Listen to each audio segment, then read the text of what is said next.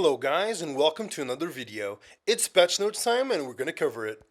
First, they're going to be releasing the official Thai launching, so you're going to be able to have Thai language support in the game. So if you're from Thailand, you're going to be having your own language in the game. I don't know if it's going to be on all the characters, just like the Japanese one, but it's probably going to be on a load of them. Remnant Violet is going to be added to the game, ML Violet, and he's going to be on the next rotation for Mystics. His skills are going to be, as the description said on the video that they released. I can cover this on another time, but for now, just know that it's going to be released with Crimson Armin, so then that's going to be the next rotation. As you can see here, they're coming back with the summer event that released the SSB. So we're going to have this side story event, which is going to be pretty large. It's going to have 3 parts as last year had. And as always, these are going to be the boosted heroes, and it will eventually come with SSB. SSB banner is coming with this event, and it's up to start on the date that I will tell you in a second.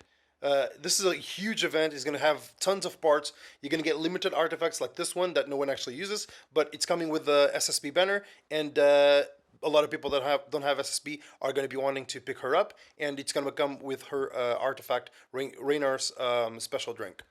A couple interesting things is the pass is coming, and the pass is actually going to have a background and 2 mystics as their reward, and a spare Kirin, just like last year. But we're still trying to find out if there's actually going to be a nerf, because this pass was basically when they first started releasing passes. It was basically this summer one last year, and we just got to see if it's going to be nerfed or not. And let me correct myself, it's going to be a 2-part, because as you can see by this picture, it has 2 event currencies, so it's probably going to be two-part event. One thing that might be worth for some of you guys is that this pass is going to have a level 75 epic necklace and a level 75 epic ring, and those were the 2 that were showed. Let me correct myself again, it is going to be a 3-part series. They just made it so you can actually get event currency boost from Celine's artifacts. So they're never really mixed events before, but I guess it's going to be a thing now. And these are going to be the 2 epic ring and necklace that you're going to get from the pass. One is Crit Chance Necklace Speed.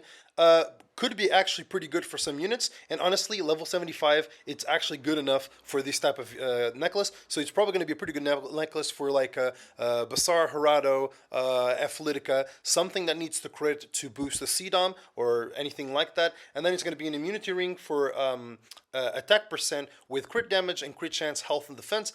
Probably going to be for like a bruisery type unit, because honestly, if he doesn't have speed, it's probably not going to be for a good RTA viable unit, because you kind of need speed on those units, and if you make them too slow, they're not going to be able to do anything. But these are definitely 2 pieces of gear that are very, very usable.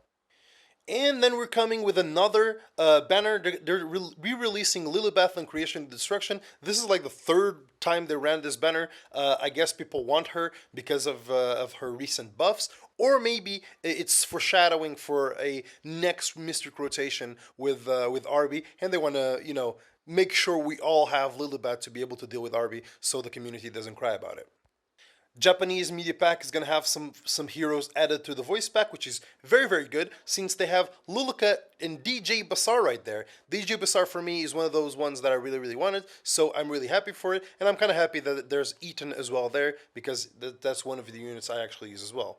Now, very exciting. You probably don't know this is very exciting, but it is actually very exciting. They're changing the chat a little bit. They're putting some new icons, and they're adding a new filter. Now you can filter out the 5 hero summon artifacts, 6-star promotions, plus 15 enhanced gears, and artifacts and normal chat stuff. But the cool part along with this is going to be emotes. Now you're going to have emotes that they're not calling, they're calling them emoticons, but now you're going to have emotes to put on chat.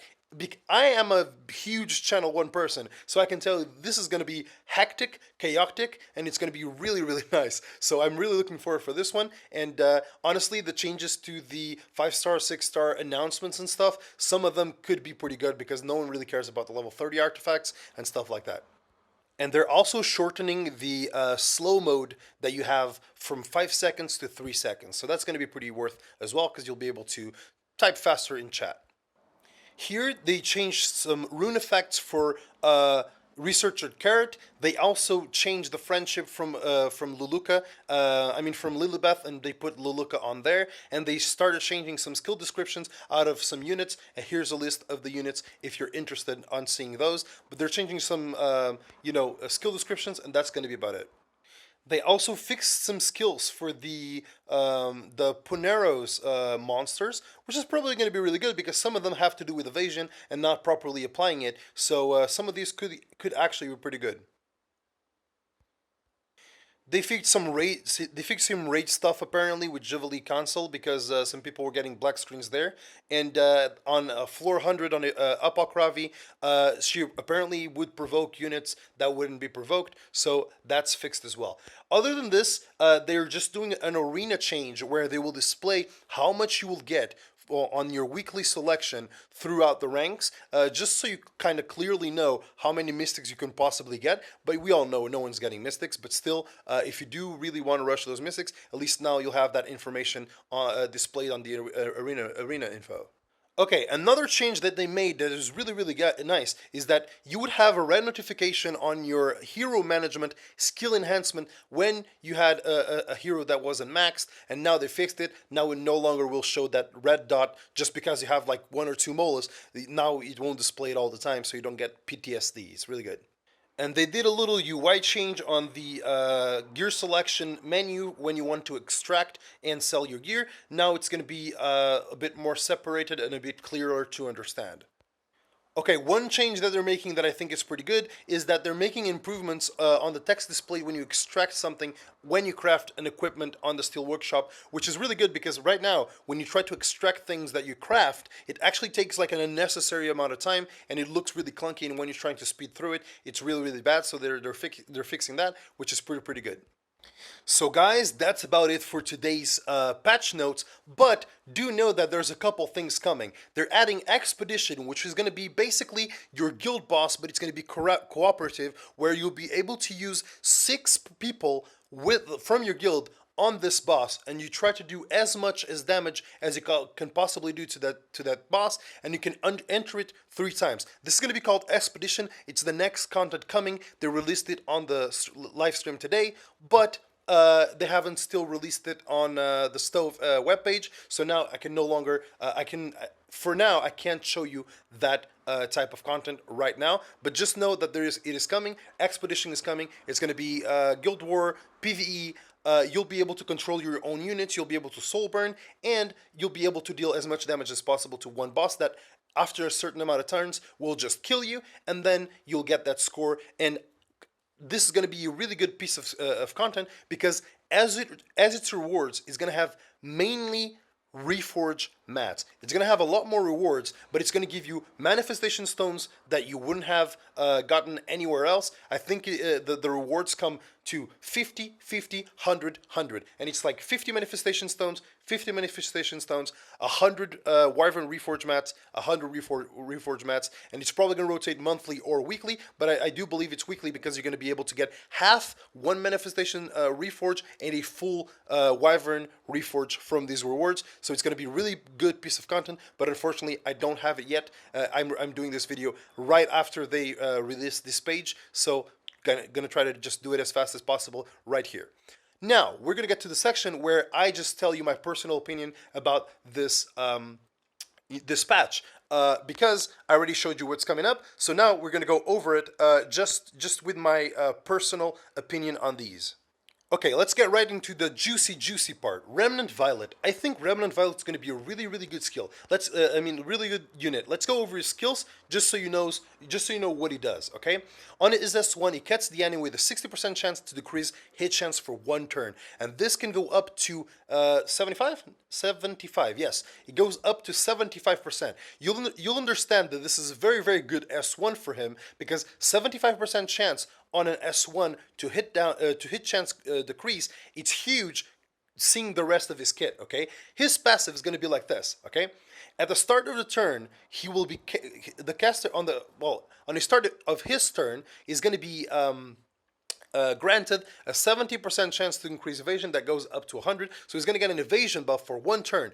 After successfully evading, he gains one focus. When focus is at 5, after being attacked, he consumes all of the focus and he uses Massacre, which is his S3, which is an S3 that increases attack of the caster for 2 turns before attacking, so he's going to grant self-attack buff, and then he's going to penetrate 50% of defense of 1 unit. So as long as he keeps evading, he's going to gain stacks, and he's going to go on a random unit, and he's just going to do one S1 that is going to penetrate 50% of defense. So if you can build him properly, he's going to be one of those units that you can put on defense, and as long as he evades enough times, he's going to be able to do his S3, and it's completely going to obliterate 1 unit, because 50% ignore resistance, defense resistance, defense. It's just going to be really, really powerful no matter what build you do on him. If you do full DPS, he's going to still do a shit ton of damage. If you do him Bruiser, he's still going to deal enough damage, and it's always going to be a very, very nice unit for this, but we're still waiting on the multipliers. They can try to balance this out with lower multipliers on his S3, but honestly, I think they're going to be pretty decent, especially because his S3, when you get the turn to use it, if you soul burn, it extends the duration of the buffs granted by his skill 1. Granted by his passive, right? So if you build him, sort of fast, you can take your turn right away, you soul burn with him, nuke 1 unit, and you'll still have 2 turns of evasion buff, and that's going to grant you the passive, where it's going to reset his S3, and it's going to, basically do his Massacre again. So it's going to be basically a very good defense unit. I can see him being very good as a dark bait as well, because he gets the evasion. It is a bit RNG though, but guess what? On defense, RNG is the best thing you can have in this game. That's why you have all the Charles. That's why you have all these units that rely heavily on RNG to work, because it just makes them really unpredictable units. And this is going to be one of them, because if he starts the turn with evasion buff, it's going to allow him to just stay on the field longer and stack his passive. And it's probably going to be not as straightforward as this. It's probably going to have some stat limitations, which is going to make him like squishy, or RNG is going to screw him up, or Basar screws him up. A lot of people are going over how this is going to work, but honestly, I think this is going to be a very solid unit, and it's going to be an amazing defense unit, especially because it's going to be a threat, and you're also going to be able to build him bruisery, tanky, and he's still going to do a lot of things, because on longer fights, every time someone casts an AoE and they miss on him, they're going to be giving him free stacks, especially SSBs and all these units that can counter, and I think it's going to be a very, very awesome unit, and that's going to be that on that. Okay, my thoughts on this pass. I think this pass is a bit nerfed from the last year. The 3-part event is going to be okay, because it's always like this. They always, when they release something like big like this, like a summer event, they always make it so it's it's worth your while each week, right? They're always going to be refreshing those rewards, and they're going to have like a massive amount of rewards. But I just want to go down to the rewards themselves, because these are very cool rewards. Why am I saying rewards? Rewards. But they're kind of meh. Most of them, you really want to look out for the Covenant summons here 5, there 10, and then the rest just going to be Terra Phantasmas, 10 more summons. Actually, it's pretty good for summons. It's 10, 10, and 5. So it's going to be 25 summons, not including the one you get in the end, right? Oh, and not including the 2 mystics. So you get 25 bookmarks, and is it just 25? No, it's more than 25. Okay, cool. Let me do the math real quick. All right, as I was scrolling down, I kind of got confused, but it's going to be 50 bookmarks, so it's going to be 10 summons and 2 mystics. So in terms of summons, it's actually going to be a pretty good event, but honestly, it's one of those passes that's going to take harder, it's going to take longer to complete. As you can see, it's a 40 level,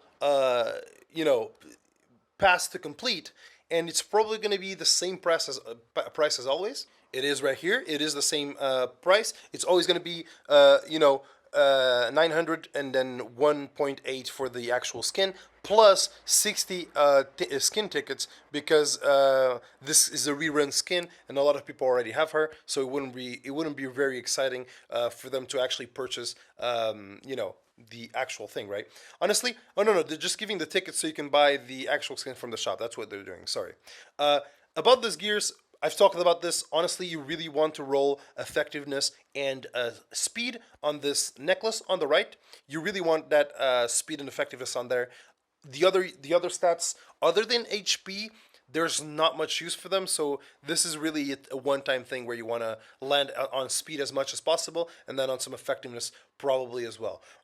On this other one, you really just want to dodge the health and defense to make it a proper piece of gear. Because if it goes heavy on health and defense, it's still a usable piece of gear for like a bruisery type unit. But honestly, it's not very worth it. Even though it's immunity, and immunity is very, very good on bruisers, I still think full DPS would be very good, and this piece of gear would be amazing, for example, on a Charon, which is a DPS unit that actually benefits a lot from having immunity, and that's basically that. And I misclicked again. Jesus Christ. All right, when it comes down to the banners, I think SSB is going to be a must pull for every person, just because if you don't actually want to go meta and use her, she's still going to be very, very useful for Wyvern. She's a very, very good unit there. It makes your runs 100% faster, and it's an extremely good Wyvern unit. And Lilibet is just going to be a very good all-round Earth DPS that can deal with RB and and revive units very, very well as well. So this is basically what I have to say about this. The chat changes, I already mentioned them. They're really, really good, and the arena stuff is nice and necessary, honestly. So that's about it, guys. Let me just review one meme from my Discord and get done with this. All right, here's the meme of the day. Corporate needs you to find the difference between these two pictures, me and Salt. They're the same picture. Very, very nice, because sometimes I am a salty, salty, salty mother trucker. And sorry for the cringe. That's about it, guys. Those are the patch reviews. If you made it this far, just post down in the comments, PP poo poo. That's the one. I'll just leave a heart there. I won't respond to them just because the on my last video, on my selling out video, I had to respond to 200 plus comments, and it took me about 6 hours. So say that in the comments, okay? But I'll just respond with a heart. That's it, guys. I hope you guys enjoyed this video. If you did, leave a like. And as always, my link for the Discord is going to be in the description. So that's about it. See you on the next one. Bye-bye.